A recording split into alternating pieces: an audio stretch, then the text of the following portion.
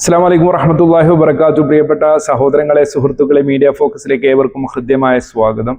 അന്ധവിശ്വാസങ്ങളും അനാചാരങ്ങളും പ്രചരിപ്പിച്ച് പാമര ജനതയുടെ അറിവില്ലായ്മയെ ചൂഷണം ചെയ്യുന്ന പുരോഹിതന്മാർക്കെതിരെ സലഫി പണ്ഡിതന്മാർ സംസാരിക്കുന്ന പല രംഗങ്ങളും നമ്മൾ കണ്ടിട്ടുണ്ട്. എന്നാൽ ഇപ്പോൾ സമസ്ത മുസ്ലിയാക്കന്മാരും അത്തരം ആളുകൾക്കെതിരെ സംസാരിച്ച് രംഗത്ത് വരികയാണ്. കാരണം ആത്മീയ ചൂഷണം നടത്തുന്ന പുരോഹിതന്മാർ നാൾക്ക് നാൾ വർദ്ധിച്ചുകൊണ്ടേയിരിക്കുകയാണ്. അത്തരം ഏർപ്പാടുകൾ സമൂഹത്തിനിടയിൽ സജീവമാകുന്നു എന്ന് കണ്ടപ്പോൾ നിവൃത്തിയില്ലാതെ ഉസ്താദുമാർ തന്നെ രംഗത്ത് വന്നുകൊണ്ട് ഇത്തരം ഏർപ്പാടുകൾക്കെതിരെ സംസാരിച്ചു വന്നു.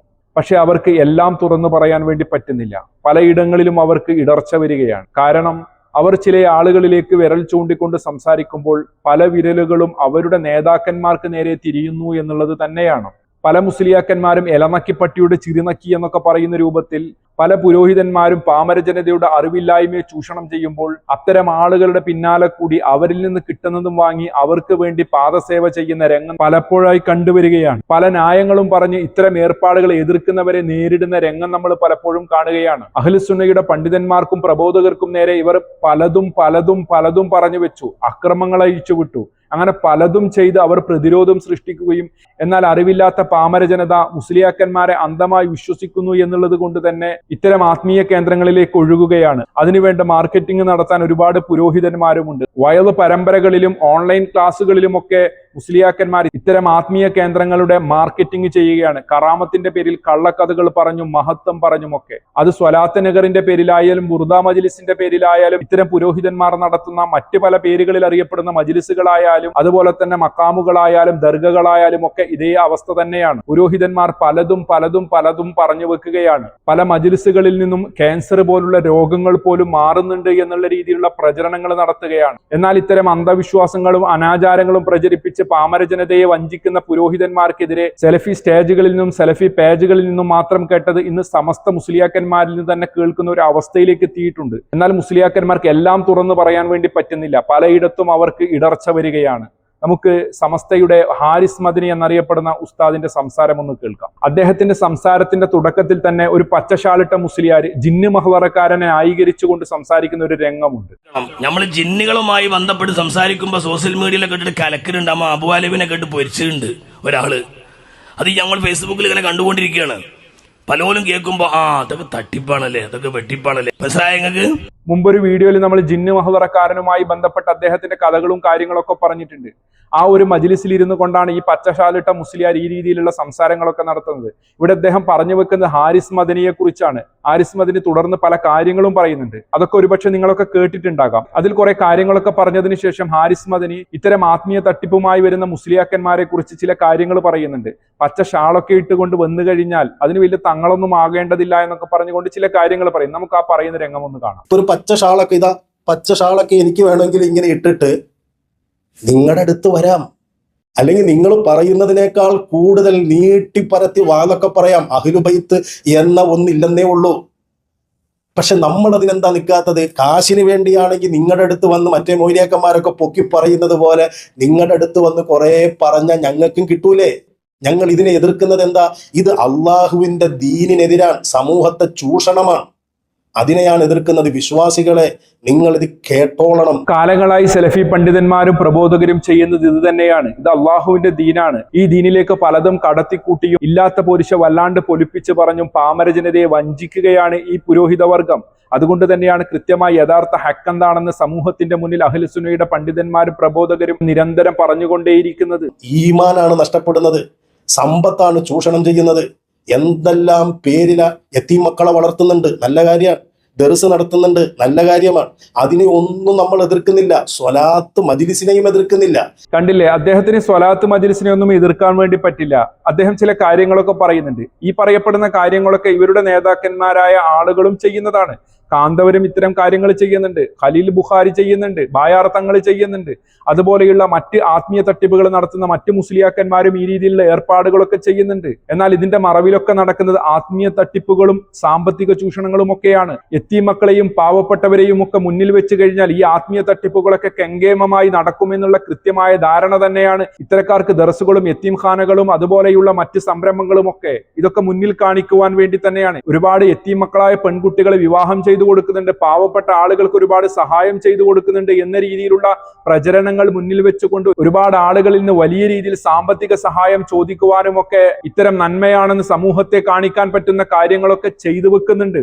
ഇതിന്റെയൊക്കെ മറവിൽ ഇവർ കോടികളാണ് സമ്പാദിക്കുന്നത്. സഹോദരങ്ങൾ, ഇവിടെ പറഞ്ഞു വരുന്നത് ഇത്തരം ആത്മീയ തട്ടിപ്പുകൾ നടത്തുന്ന ആളുകൾക്കെതിരെ സംസാരിക്കുമ്പോൾ മുസ്ലിയാക്കന്മാർക്ക് പരിധികളും പരിമിതികളുമുണ്ട്. കാരണം ഇവരുടെ പല നേതാക്കന്മാരും ചെയ്തു വെച്ച ഇന്നും ചെയ്തുകൊണ്ടേയിരിക്കുന്ന പല കാര്യങ്ങളും ഒക്കെ തന്നെയാണ് ഇത്തരം പുതുതായി വന്നിട്ടുള്ള ആത്മീയ തട്ടിപ്പുകാരും ചെയ്തുകൊണ്ടേയിരിക്കുന്നത്. അവരും ഈ രീതിയിലുള്ള ഏർപ്പാടുകളൊക്കെ തന്നെയാണ് ചെയ്യുന്നത് എന്ന് അത് പരിശോധിക്കുന്ന ഏതൊരാൾക്കും കൃത്യമായി ബോധ്യപ്പെടും. ഒരുപാട് ആളുകൾ ഇവരുടെ പിന്നാലെ പോകുന്നതും ഇത്തരം ഏർപ്പാടുകൾ കണ്ടുകൊണ്ട് തന്നെയാണ്. പക്ഷെ അതിന്റെ പേരിൽ വിവരക്കേട് പറയുന്നതിനെ, ഇസ്ലാം വിരുദ്ധത പറയുന്നതിനെ, ഇസ്ലാം വിരുദ്ധത പ്രവർത്തിക്കുന്നതിനെ അതിനെയൊക്കെ ചൂണ്ടിക്കാണിക്കും. അത് ചൂണ്ടിക്കാണിക്കുമ്പോഴേക്കും മറുപടി പറയാൻ വരുന്ന മൗലവിമാര് വേറെന്തെങ്കിലും പ്രസംഗിച്ചിട്ട് ഇത് ശരിയാണെന്ന് സ്ഥാപിച്ചു കൊടുക്കാൻ. വിശ്വാസികളെ ഉള്ള ഈമാൻ കൊണ്ട് ജീവിച്ചോ, ഉള്ള ഇസ്ലാം മുറുകെ പിടിച്ച് ജീവിച്ചോ. അതിനപ്പുറത്തേക്ക് പോയാൽ ഇവരൊക്കെ നിങ്ങളുടെ കയ്യിൽ നിന്ന് പലതും തട്ടിയെടുക്കും, പലതും ചാമ്പിയെടുക്കും. ഇതൊക്കെ തന്നെയാണ് കുറെ കാലങ്ങളായി അഹ്ലുസുന്നയുടെ പണ്ഡിതന്മാർ പറഞ്ഞുകൊണ്ടേയിരിക്കുന്നത്. ഇതൊക്കെ മുസ്ലിയാക്കന്മാരുടെ ഇടയിൽ നിന്ന് തന്നെ നമ്മൾ പലപ്പോഴായി കേൾക്കുമ്പോൾ എന്നിട്ടും ചിന്തിക്കുന്നില്ല എന്നുള്ളതാണ്. അതുപോലെ തന്നെ ഇതിനെ എതിർക്കുന്നത് മുജാഹിദുകളാണ് എങ്കിൽ അത് എത്ര വലിയ തെണ്ടിത്തരമായാലും അതൊക്കെ ഞങ്ങൾ ന്യായീകരിക്കും എന്ന രൂപത്തിലാണ് പല ആളുകളും കമന്റ് ബോക്സിലൊക്കെ വന്നുകൊണ്ട് മെഴുകുന്നത്. സഹോദരങ്ങളെ, ഇത് തന്നെയാണല്ലോ കാലം ഇത്രയായും ഞങ്ങളും പറഞ്ഞുകൊണ്ടേയിരിക്കുന്നത്, സലഫി പണ്ഡിതന്മാർ പറഞ്ഞുകൊണ്ടേയിരിക്കുന്നത്, സലഫി പ്രബോധകർ പറഞ്ഞുകൊണ്ടേയിരിക്കുന്നത്. എന്നാൽ ഇത്തരം ആത്മീയ തട്ടിപ്പുകൾക്കെതിരെ സംസാരിക്കുന്ന ആളുകളെ വളഞ്ഞിട്ട് ആക്രമിക്കുന്ന ഒരു പരിപാടിയാണ് പലപ്പോഴായി നമ്മൾ കണ്ടുകൊണ്ടേയിരിക്കുന്നത്. ഇപ്പോൾ ഹാരിസ് മദനി ഇങ്ങനെ സംസാരിക്കുമ്പോൾ ഹാരിസ് മദനിക്കെതിരെ മുസ്ലിയാക്കന്മാരുടെ കൂട്ടത്തിൽപ്പെട്ട ആളുകൾ തന്നെ വരുന്നു. ഒരുപാട് കാലം കിതാബോധി പഠിച്ച ദർസുകൾ നടത്തിയ ഉസ്താദുമാർ വരുന്നു. അൻസാരി സുഹരിക്കെതിരെ വരുന്നു, പേരോട് അബ്ദുറഹ്മാൻ സക്കാഫിക്കെതിരെ വരുന്നു. പേരോട് അബ്ദുറഹ്മാൻ സക്കാഫി ഒക്കെ കേട്ടാൽ അറുപ്പ് വരുന്ന രീതിയിൽ പച്ചത്തെറികൾ വിളിക്കുന്ന മുസ്ലിയാക്കന്മാരെ പോലും നമ്മൾ കാണുന്നു. ഇത്തരം ആത്മീയ തട്ടിപ്പ് നടത്തുന്ന പുരോഹിതന്മാരുടെ കൂലിപ്പണിക്കാരായി എച്ചില് നക്കികളായി ജീവിക്കുന്ന പുരോഹിതന്മാരിൽ നിന്നാണ് നമ്മൾ ഇത്തരം ഏർപ്പാടുകൾ കാണുന്നത്. ഉള്ളതുപോലെ അങ്ങോട്ട് പറയാൻ വേണ്ടി മുസ്ലിയാക്കന്മാർക്ക് പറ്റാത്തതും ഇത്തരം പുരോഹിതന്മാരോട് ഫിത്നയെ ഭയപ്പെട്ടുകൊണ്ട് തന്നെയാണ്. ഹാരിസ് മദനിയും അൻസാരി സുഹരിയും ഒക്കെ സംസാരിക്കുന്നത് പോലെ തന്നെ കുറച്ചു നാള് മുമ്പ് പേരോട് അബ്ദുറഹ്മാൻ സക്കാഫിയുടെ മകനും ഇത്തരം ഏർപ്പാടുകൾക്കെതിരെ സംസാരിച്ചിട്ടുണ്ട്, ഇത്തരം ആത്മീയ തട്ടിപ്പുകാർക്കെതിരെ സംസാരിച്ചിട്ടുണ്ട്. ആ രംഗം നമുക്കൊന്ന് കാണാം. എല്ലാ മേഖലകളും ചൂഷണം ചെയ്യപ്പെട്ടുപോയി, എല്ലാ മേഖലകളിലും ചൂഷണങ്ങൾ വന്നുപോയി. അതേ സ്ഥാനത്ത് ഈമാനുള്ള വിശ്വാസികളെ എല്ലാ മേഖലകളും ചൂഷണം ചെയ്യപ്പെട്ടുപോയി. അല്ലേ? ഒരു ജോലിയും ഇല്ലെങ്കിൽ നല്ല ജോലിയായിപ്പോ. എന്താ ജോലി? ഒരു പച്ച ഷാളും ഇട്ടിട്ട് ഇറങ്ങിയാൽ നല്ല ജോലിയാ. നല്ല പച്ച ഷാളും ഇട്ടിട്ട് സ്വലാത്തിന്റെ മജ്ലിസ് എന്ന് പറഞ്ഞ് വിളിച്ചാൽ മതി. പക്ഷേ ഉമ്മമാരെ, അന്യപുരുഷന്മാരുമായി കൂടി ചേർന്നുകൊണ്ടുള്ള സ്വലാത്ത്, അന്യപുരുഷന്മാരും അന്യ സ്ത്രീകളും ഒത്തുചേർന്നുള്ള വാട്സപ്പ് ഗ്രൂപ്പ് ഉണ്ടാക്കിയുള്ള സ്വലാത്ത്, ഇതെന്തിനു വേണ്ടിയുള്ളതാണെന്ന് ചിന്തിക്കണം. സ്വലാത്തിന്റെ ഉദ്ദേശം എന്താണെന്നറിയണം. ഞാൻ ഈ കഴിഞ്ഞ ദിവസം കാസർഗോഡ് ജില്ലയിൽ വെച്ച് പ്രസംഗിക്കുമ്പം പറഞ്ഞിരുന്നു, അസ്തഗ്ഫിറുല്ലാഹൽ അലീം, അസ്തഗ്ഫിറുല്ലാഹൽ അലീം. ഈ നിലയ്ക്ക് വിശ്വാസികളെ അറിവിന്റെ വില നഷ്ടപ്പെട്ടു പോയി. സഹോദരങ്ങൾ, നമ്മളിപ്പോൾ കേട്ടത് സമസ്തയുടെ ഉസ്താദുമാരുടെ പല സംസാരങ്ങളുമാണ്. ഇതേ കാര്യം മുജാഹിദിന്റെ സ്റ്റേജുകളിൽ നിന്ന്, മുജാഹിദിന്റെ പേജുകളിൽ നിന്ന് കേൾക്കുമ്പോൾ പല ആളുകളും അസ്വസ്ഥരാകുകയാണ്. മുജാഹിദുകൾക്കെതിരെ ഗുരുതരമായ പല ആരോപണങ്ങളും ഉന്നയിക്കുകയാണ്. മഹാന്മാരോട് ഇഷ്ടമില്ലാത്തവരാണ്, കറാമത്ത് നിഷേധികളാണ്, പ്രവാചകനെ പോലും നിന്ദിക്കുന്നവരാണ് എന്ന് തുടങ്ങി ഒരുപാട് ആരോപണങ്ങൾ ഒരു തെളിവിന്റെയും പിൻബലമില്ലാതെ പറഞ്ഞു വെക്കുകയാണ്. അതുകൊണ്ട് തന്നെ സഹോദരങ്ങളെ, അന്ധമായി മുസ്ലിയാക്കന്മാരുടെ വിദ്വേഷം വെച്ചുകൊണ്ടൊന്നുമല്ല ഞങ്ങൾ ഇത് പറയുന്നത്. ഇവിടെ പാവപ്പെട്ടവരെ ചൂഷണം ചെയ്യുന്നുണ്ട് എന്നുള്ളത് ഒരു പച്ചയ യാഥാർത്ഥ്യമാണ് എന്നുള്ളത് കൊണ്ട് തന്നെയാണ്. അതാണ് നമ്മളിപ്പോൾ പല ഉസ്താദുമാരിലൂടെയും കേട്ടത്. അതുകൊണ്ട് സഹോദരങ്ങളെ, അന്ധമായ വിദ്വേഷം വെച്ചുകൊണ്ട് കമന്റ് ബോക്സിലൊക്കെ തെറി വിളിക്കുന്നതിന് പകരം വിഷയങ്ങൾ പഠിക്കാനുള്ള ശ്രമം നമ്മളിൽ നിന്നുണ്ടാകണം. അള്ളാഹു അനുഗ്രഹിക്കട്ടെ. അസ്സലാമു അലൈക്കും വറഹ്മത്തുള്ളാഹി വബറകാതുഹു.